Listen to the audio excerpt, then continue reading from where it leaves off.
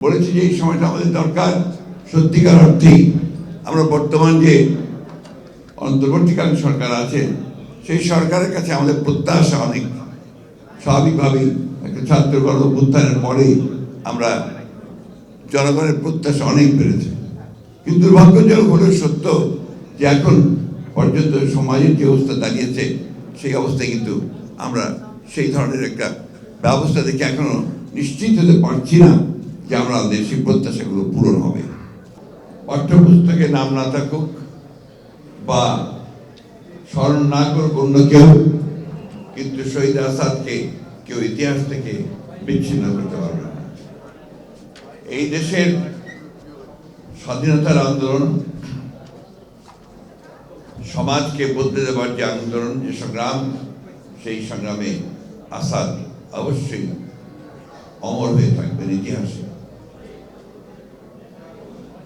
আমরা আজকে আরেকটি ছাত্র গণ অভ্যুত্থানের পরে এখানে সমবেত হয়েছি। 24-এর যে ছাত্র গণ অভ্যুত্থান, সেই গণ অভ্যুত্থানের ফলে আমরা একজন ফ্যাসিস্ট শাসককে দেশ থেকে চলে যেতে বাধ্য করেছি।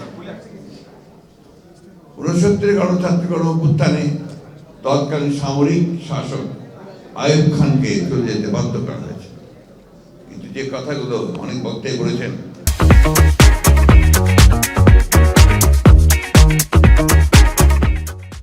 যে আমরা আমাদের সেই ইচ্ছিত যে লক্ষ্য, সেই লক্ষ্য আমরা পূরণ করতে পারি না। জয়েন্ট সাকি বলেছেন যে আজকে প্রায় এত বছর পরেও আমরা একটা নির্বাচন করতে পারি না। এটা একটা সামগ্রিক ব্যাপার। আমরা যারা রাজনীতি করি আমরা চেষ্টা করি, আমরা বদলানোর চেষ্টা করি, কিন্তু দেখা যায় সবগুলো সবসময় আমরা বেরিয়ে উঠি না। কারণ প্রতিক্রিয়াশীল যে চক্র আছে সেই চক্র এত বেশি তারা দৃঢ় হয়ে যান, এত বেশি করে তারা সেই বিপ্লবের বা আপনার সংগ্রামের সেই ধারাটাকে বদলে দিতে চান। আজকে শহীদ আসাদ প্রাসঙ্গিক এই জন্যে যে আমরা যে ফ্যাসিস্টদের বিরুদ্ধে দীর্ঘ সংগ্রাম করেছি, 15 বছর লড়াই করেছি এবং সব শেষে আমরা একটা বিজয় অর্জন করেছি। সেই বিজয়ের মধ্যে দিয়ে আমরা সামনে যে দিনগুলোকে আশা করছি, প্রত্যাশা করছি, সেই দিনগুলো যেন আমাদের সেই স্বপ্নগুলোকে যারা প্রাণ দিয়েছে তাদের স্বপ্নগুলোকে যেন বাস্তবায়িত করতে পারে, এটাই হচ্ছে আমাদের প্রত্যাশা। আজকে অনেক কথা উঠছে বিভিন্নভাবে, এবং সেই কথাগুলো এমনভাবে বলা হচ্ছে যাতে করে তর্ক, অনেক নতুন নতুন তর্ক সৃষ্টি করা হচ্ছে।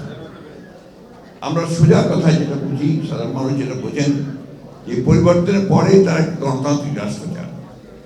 সেই গণতান্ত্রিক রাষ্ট্রে তারা তাদের অধিকারটাকে ফিরে যান, তারা যেন তাদের মোটা ভাত মোটা কাপড় পরে থাকতে পারেন সাধারণ মানুষ, তারা যেন ভোটের অধিকারটা পান, তারা কথা বলার অধিকার পান, এবং তাদের সন্তানেরা যেন লেখাপড়া শিখতে পারে, তারা যেন একটা সুন্দর একটা সমাজ, যে সমাজে দুর্নীতি থাকবে না, যে সমাজে অন্যায় থাকবে না, যে সমাজে মানবিক মূল্যবোধ থাকবে, যে সেখানে ন্যায় বিচার থাকবে, সেই ধরনের একটি সমাজ তারা চান।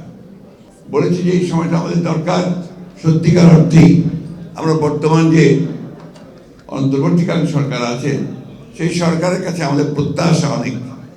স্বাভাবিকভাবেই একটা ছাত্র গণ অভ্যুত্থানের পরে আমরা জনগণের প্রত্যাশা অনেক বেড়েছে, কিন্তু দুর্ভাগ্যজনক হলেও সত্য যে এখন পর্যন্ত সমাজের যে অবস্থা দাঁড়িয়েছে সেই অবস্থায় কিন্তু আমরা সেই ধরনের একটা ব্যবস্থা দেখে এখনো নিশ্চিত হতে পারছি না যে আমরা আমাদের সেই প্রত্যাশাগুলো পূরণ হবে।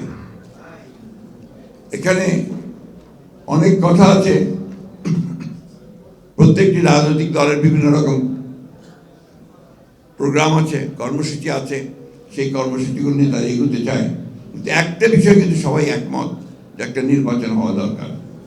নির্বাচনটা শুধু একটা দলকে ক্ষমতায় বসানোর জন্য নয়, নির্বাচনটা হচ্ছে গণতান্ত্রিক ব্যবস্থা দিয়ে যাওয়ার জন্যে একটা পথ সৃষ্টি করা, একটা দরজা পার হওয়া। প্রশ্ন হচ্ছে যে সংস্কারগুলো সবগুলো করে আপনার নির্বাচনে যাওয়ার প্রশ্ন এসেছে। তাহলে কি আমরা 4-5 বছর ধরে অপেক্ষা করব, বা যতদিন সংস্কার সম্পূর্ণ হয় ততদিন ধরে অপেক্ষা করবে জনগণ যে তারা তাদের ভোটের অধিকার থেকে বঞ্চিত হবে? আমরা এখনো দেখছি যে আমাদের আমলাতন্ত্র আগের যে ব্যবস্থা ছিল সেই ব্যবস্থায় তারা এখনো সচিবালয় থেকে শুরু করে সমস্ত প্রশাসনে তারা একইভাবে তাদের ভূমিকা পালন করছে, কোনো রকম রদবদল হয়নি।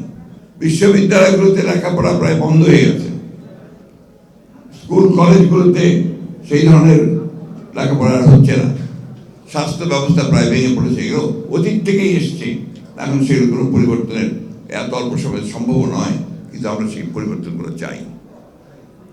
সেই কারণে আমরা বলেছি যে নির্বাচন দ্রুত হওয়া দরকার।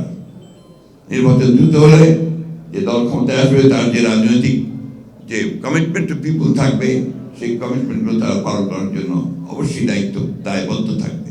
অন্তর্বর্তীকালীন সরকার যদি নিরপেক্ষ না থাকে তাহলে একটা নিরপেক্ষ সরকার দরকার হবে নির্বাচনের সময়। আমি কথাটা বলেছি, কারণ আছে। কারণ যে আমরা দেখি যে বেশ কিছু বিষয়ে অন্তর্বর্তীকালীন সরকার নিরপেক্ষতা পালন করতে পারছেন না। আমি তাই অনুরোধ করব, আমি প্রত্যাশা করব যে আমরা আশা করি যে অন্তর্বর্তীকালীন সরকার তারা সেই নিরপেক্ষতা পালন করবেন এবং দেশে যে সংকট আছে সেই সংকট থেকে দেশকে মুক্ত করবার জন্য তারা কাজ করবে।